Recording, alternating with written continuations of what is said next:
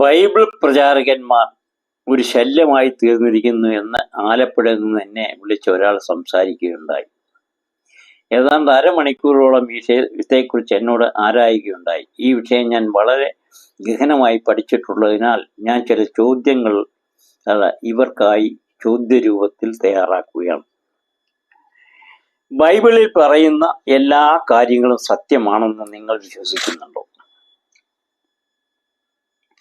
ദൈവം സൃഷ്ടിച്ച ആദി മനുഷ്യൻ ആരാണ്? ആദി മനുഷ്യൻ മുതൽ അബ്രഹാം വരെയുള്ള പരമ്പരകളും അവരുടെ ആയുസ്സും പറഞ്ഞിരിക്കുന്നത് ശരിയാണോ? എബ്രഹാം ഏതു കാലഘട്ടത്തിൽ ജീവിച്ചിരുന്നു എന്ന് അറിയാമോ? എബ്രഹാം മുതൽ യേശു വരെയുള്ള പരമ്പരകളിൽ രേഖപ്പെടുത്തിയിട്ടുള്ളത് അറിയാമോ? എബ്രഹാം മുതൽ യേശു വരെയുള്ളവരുടെ പരമ്പര ബൈബിളിൽ രേഖപ്പെടുത്തിയിട്ടുള്ളത് അറിയാമോ? ഇതിൻ പ്രകാരം ആദി മനുഷ്യൻ, ആദി സൃഷ്ടിയുടെ ജീവിത കാലഘട്ടം കണക്കാക്കാൻ കഴിയുമോ? കഴിയുമെങ്കിൽ ആദി മനുഷ്യന്റെ കാലഘട്ടം ഏത്? ആദി പിതാവിന്റെ മക്കൾ ആരൊക്കെയെന്നറിയാമോ? ആദി മനുഷ്യർ 4: ആദം, ഹവ്വ, മക്കൾ കായേൻ, ആബേൽ. കായേൻ കാബേനെ എറിഞ്ഞുകൊന്നു കളയാൻ ഒരുങ്ങുന്നു. കായേൻ ആബേലിനെ എറിഞ്ഞുകൊന്നു. പിന്നെ കായേൻ നോതു ദേശത്ത് ചെന്ന് വിവാഹം കഴിച്ചു. അതെങ്ങനെയാണ് സംഭവിക്കുന്നത്?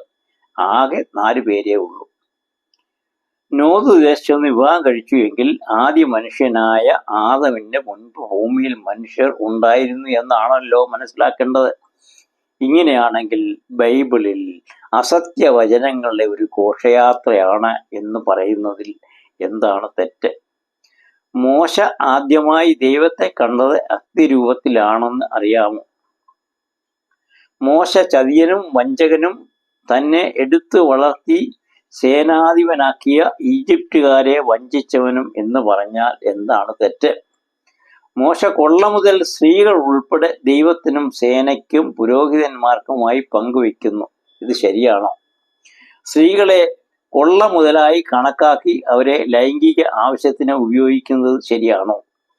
സ്ത്രീകൾ ഉൾപ്പെടെയുള്ള കൊള്ള മുതൽ ദൈവകൽപ്പന പ്രകാരം വീതിച്ചെടുക്കുവാൻ പറയുന്ന 2 മതഗ്രന്ഥങ്ങളേ ഉള്ളൂ, പഴയ നിയമ ബൈബിളും ഖുറാനും. ഇത് ശരിയോ? അബ്രഹാം തൻ്റെ പിതാവിനും മറ്റൊരു സ്ത്രീയിൽ പിറന്ന തൻ്റെ സഹോദരിയെ ഭാര്യയാക്കുന്നു. ഇത് ശരിയാണോ?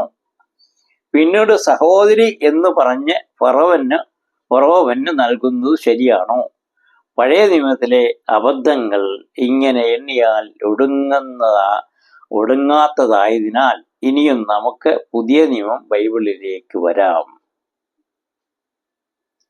ബാക്കി അടുത്ത ഭാഗം.